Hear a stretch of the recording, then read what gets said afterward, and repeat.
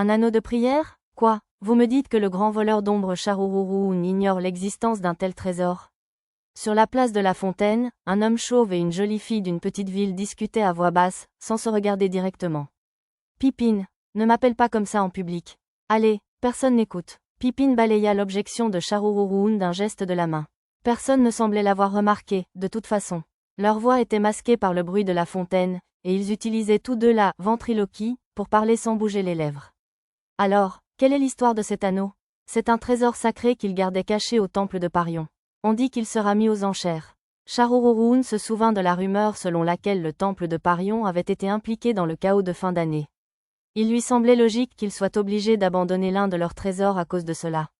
Et alors, tu ne veux sûrement pas faire équipe? Et si je te disais que oui? Les sourcils de Sharuruun se froncèrent légèrement. Toi, Pippin le fantôme? Je n'y croirais pas. Vous me faites bien trop confiance, madame, dit Pippin en plaisantant. On n'a peut-être aucune chance une fois à l'intérieur des barrières du temple de Parion, mais une fois transporté à l'hôtel des ventes ou pendant la vente, je parie que tu pourrais le voler facilement, non? Bien sûr, c'est pour ça qu'on m'appelle le voleur d'ombre. Sharuruun jeta un coup d'œil furtif au visage de Pippin. La remarquant, l'homme esquissa un sourire narquois. Il est conservé dans le coffre du sceau du dragon, celui qui, dit-on, pourrait même piéger un dragon. Je suis étonné que tu sois au courant de tout ça. Juste un de mes nombreux talents. Oui, bien sûr. Alors, c'est quoi le problème avec la boîte?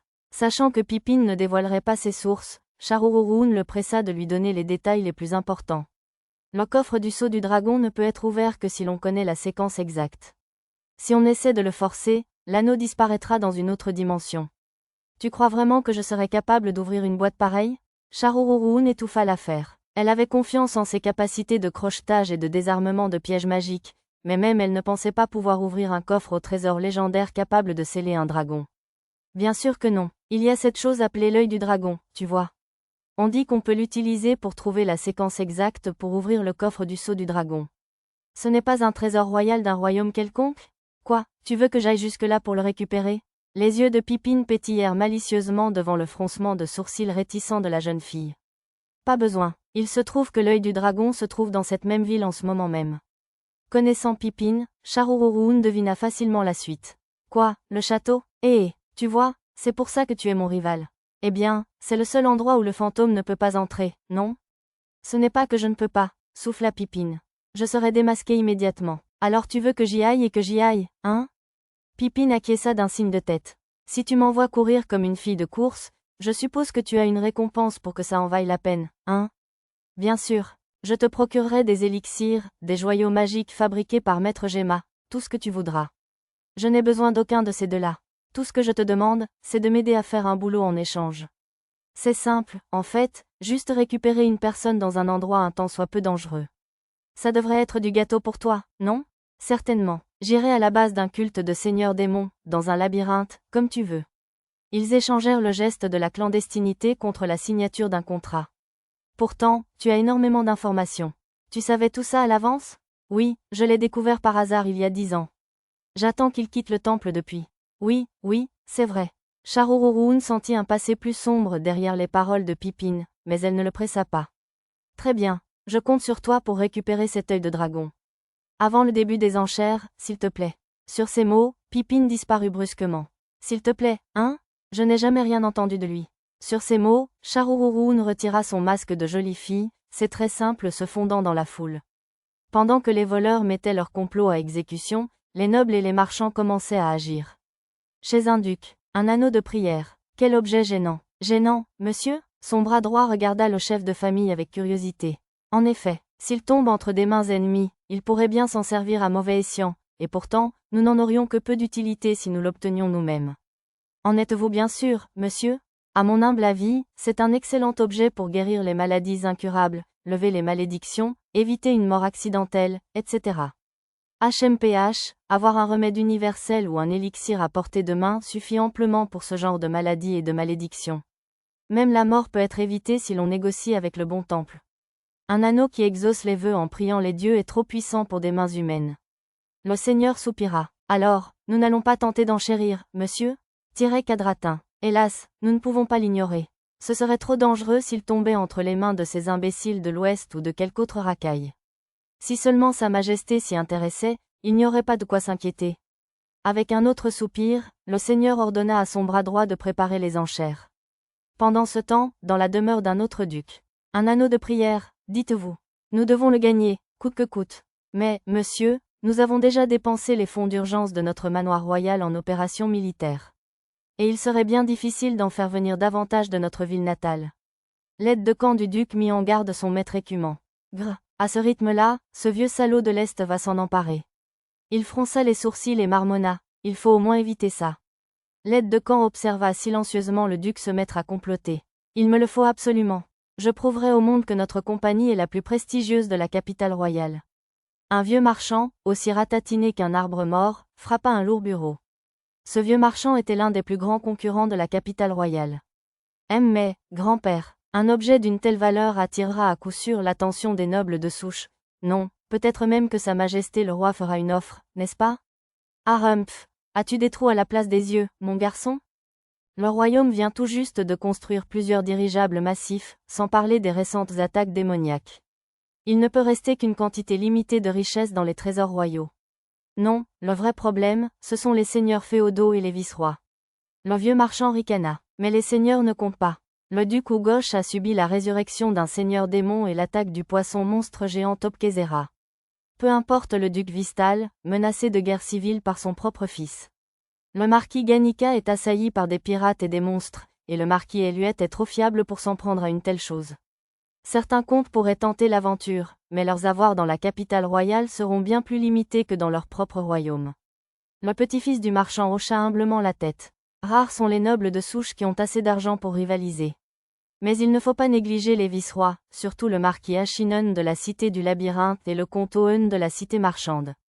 Nous devons préparer des œuvres d'art susceptibles d'attirer l'attention d'Ashinen et des bijoux qui intéresseront la femme de Owen afin de pouvoir les épuiser. Comme tu veux, grand-père. Permettez-moi de m'occuper des bijoux. Mon oncle trouvera sans doute des œuvres d'art dignes de ce nom. En effet, pensez à payer uniquement en espèces, pas par carte de crédit. Oui, bien sûr. Le petit-fils hésita un instant avant de répondre à cette dernière requête difficile. Les nobles de haut rang avaient tendance à préférer acheter à crédit, en faisant payer leurs factures. Il était généralement difficile d'obtenir leur paiement avant le mois suivant. Et maintenant, notre nombre ira enfin au sommet de la capitale royale. On ne nous comparera plus à ce rustre têtu ni à ses fouines. Le ricanement du vieux marchand résonna dans le bureau présidentiel. Cependant, toutes les autres entreprises n'étaient pas intéressées. Une bague de prière? Laissez ça aux nobles et aux marchands qui ne voient pas clair. Ce président lança un regard froid au petit-fils qui accourut pour faire un rapport essoufflé.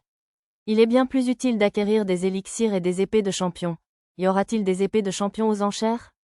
Les épées de champion magiques que la compagnie Eshigoya vendait en gros au royaume étaient extrêmement populaires auprès des chevaliers et des nobles militaires.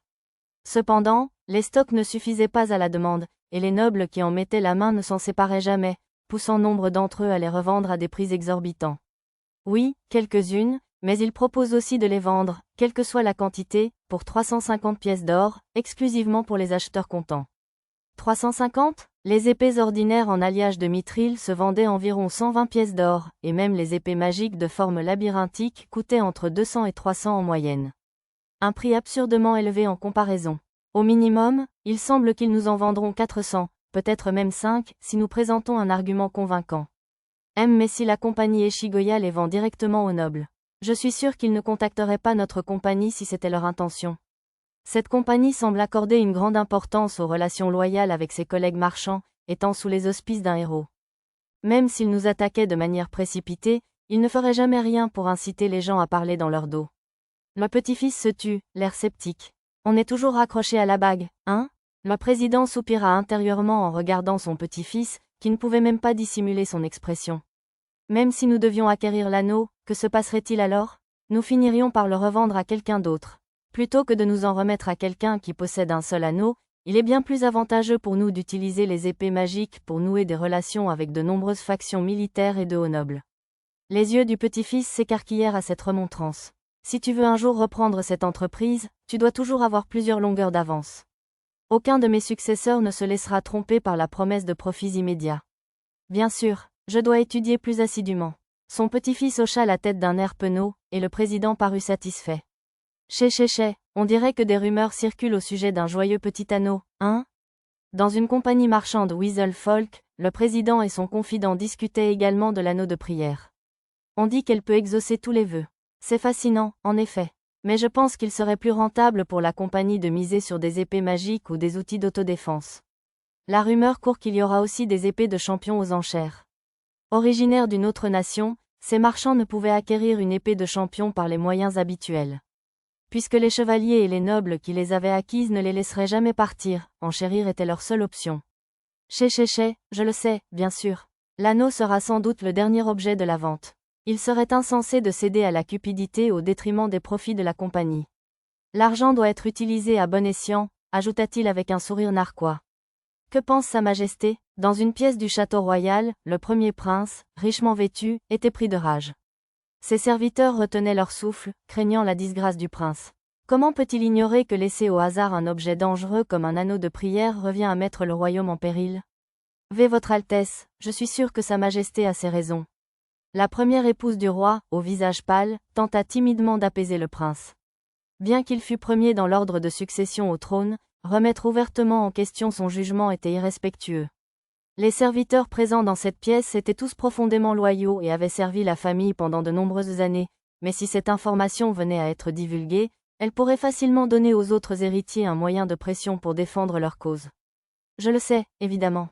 Mais pour l'instant, Sa Majesté se laisse berner par un charlatan qui prétend être le roi ancestral Yamato. Le prince garda cette pensée pour lui, le retour du roi ancestral étant un secret connu uniquement du roi et de certains membres de la famille royale et hommes d'État. Comme si un humain non mort-vivant pouvait dormir des centaines d'années. Votre Altesse? La reine regarda avec inquiétude le prince murmurant. Ce n'est rien. Si Sa Majesté n'agit pas, alors je le ferai. Pour autant que l'on sache, des scélérats pourraient fomenter un complot machiavélique pour tenter de s'emparer du trône. Sur ce, le prince pensa aux nobles de sa propre faction. La première épouse du roi s'éclipsa de la pièce avec presque le strict minimum de serviteurs, laissant le prince à ses pensées sans être dérangé. Même les plus haut placés avaient apparemment leurs propres soucis à régler.